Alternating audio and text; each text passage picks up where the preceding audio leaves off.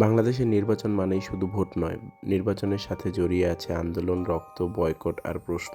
১৯৭৩ থেকে ২০২৪ সব নির্বাচন কি একরকম ছিল না? কিছু নির্বাচন ইতিহাসে রয়ে গেছে বয়কট, কারচুপি আর রাজনৈতিক সহিংসতার প্রতীক হয়ে।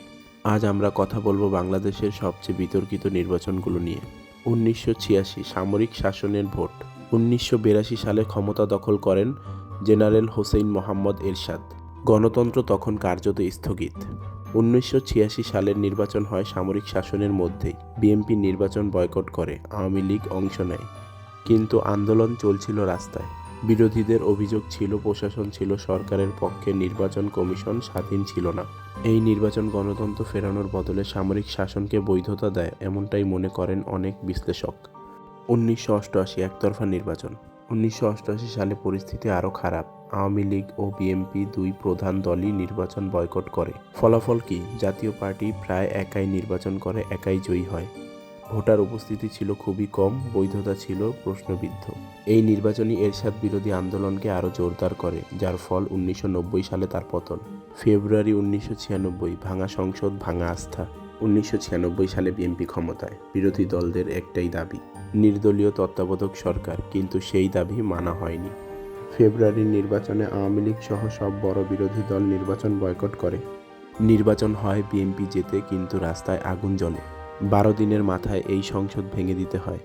এই নির্বাচনই প্রমাণ করে বয়কটের নির্বাচন টেকে না। ২০১৪ বিনা ভোটের সংসদ। ২০১১ সালে তত্ত্বাবধায়ক সরকার ব্যবস্থা বাতিল হয়। বিএনপি আন্দোলনে নামে। ২০১৪ সালের নির্বাচনে বিএনপি অংশ নেয়। ১৫৩টি আসনে কোনো ভোটই হয়নি। অনেক কেন্দ্রে ভোটারই ছিল না, কিন্তু এমপি ছিল। আন্তর্জাতিক মহল প্রশ্ন তোলে, এটা কি সত্যিকারের নির্বাচন? এই নির্বাচন বাংলাদেশের গণতান্ত্রিক ভাবমূর্তিতে গভীর দাগ ফেলে। ২০১৮ নাইট ভোট বিতর্ক। ২০১৮ সালে বিএনপি নির্বাচনে অংশ নেয়, কিন্তু ভোটের পরপরই শুরু হয় অভিযোগ, ভোটের আগের রাতেই ব্যালট ভর্তি, বিরোধী এজেন্টদের বের করে দেওয়া, কেন্দ্র দখলের অভিযোগ। আওয়ামী লীগ পায় ২৫৭টি আসন। সরকার বলে নির্বাচন সুষ্ঠু, বিরোধী দল বলে ভোটই হয়নি। এই দ্বন্দ্ব আজও শেষ হয়নি। ২০২৪ অংশগ্রহণহীন নির্বাচন। ২০২৪ সালে আবারও সেই পুরনো সংকট। বিএনপি ও সম্ভাবনাময় দলগুলো নির্বাচন বয়কট করে। অনেক আসনে নিজ দল বনাম নিজ দলের স্বতন্ত্র প্রার্থী। ভোটার উপস্থিতি নিয়ে প্রশ্ন, রাজনৈতিক দমন পীড়নের অভিযোগ। সরকার বলছে নির্বাচন সাংবিধানিক ও শান্তিপূর্ণ, কিন্তু প্রশ্ন থেকেই যায়, সবাই না থাকলে নির্বাচন কতটা অর্থবহ? বাংলাদেশে বারবার বিতর্কিত নির্বাচন হওয়ার মূল কারণ নিরপেক্ষ নির্বাচনী ব্যবস্থার অভাব, প্রধান বিরোধী দলের অনাস্থা, প্রশাসনের ভূমিকা নিয়ে প্রশ্ন, রাজনৈতিক সহিংসতা, ক্ষমতার প্রতি অতিরিক্ত আসক্তি। বাংলাদেশের ইতিহাস বলে যে নির্বাচনে সব দল অংশ নিয়েছে, নিরপেক্ষ ব্যবস্থা ছিল, সেগুলোই গ্রহণযোগ্য হয়েছে। বাংলাদেশের রাজনীতি আবারও উত্তপ্ত আসন্ন ২০২৬ সালের নির্বাচনকে ঘিরে। নতুন সমীকরণ তৈরি হচ্ছে, প্রশ্নটা এখন অনেকের মনে, বিএনপি নাকি জামাতে ইসলামী, কে বেশি এগিয়ে? আজ আমরা আবেগ নয়, তথ্য ও রাজনৈতিক বাস্তবতা দিয়ে এই প্রশ্নের উত্তর খুঁজব।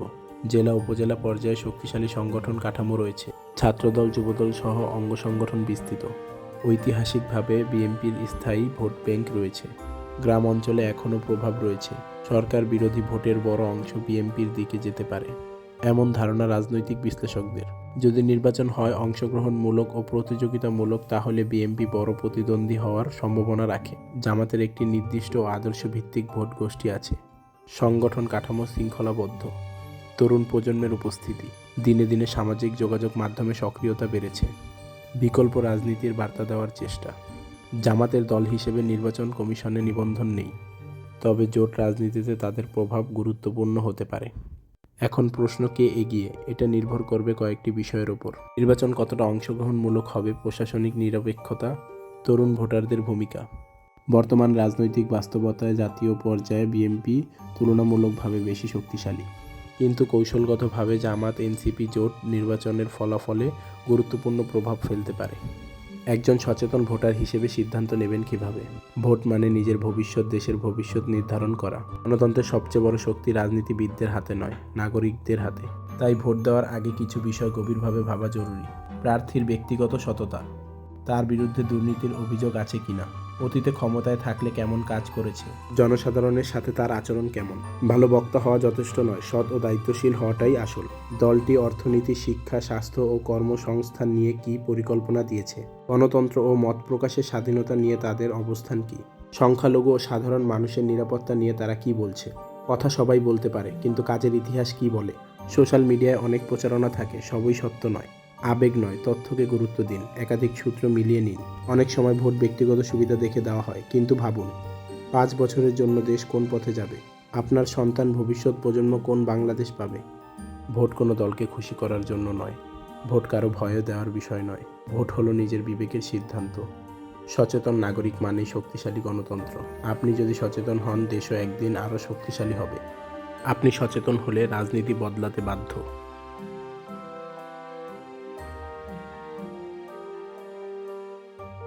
12 তারিখের নির্বাচন শেষে ফলাফল যাই হোক, একটা বিষয় পরিষ্কার, দেশ শুধু রাজনীতিবিদদের না, দেশ আমাদের সবার। নির্বাচন আসে, নির্বাচন যায়, কিন্তু নাগরিক হিসাবে আমাদের দায়িত্ব শেষ হয় না। ভোট দেওয়া শুধু অধিকার না, এটা সচেতনতার পরিচয়। ভালোকে সমর্থন করুন, ভুল দেখলে প্রশ্ন তুলুন, কারণ শক্তিশালী দেশ গড়ে ওঠে শক্তিশালী নাগরিক দিয়ে।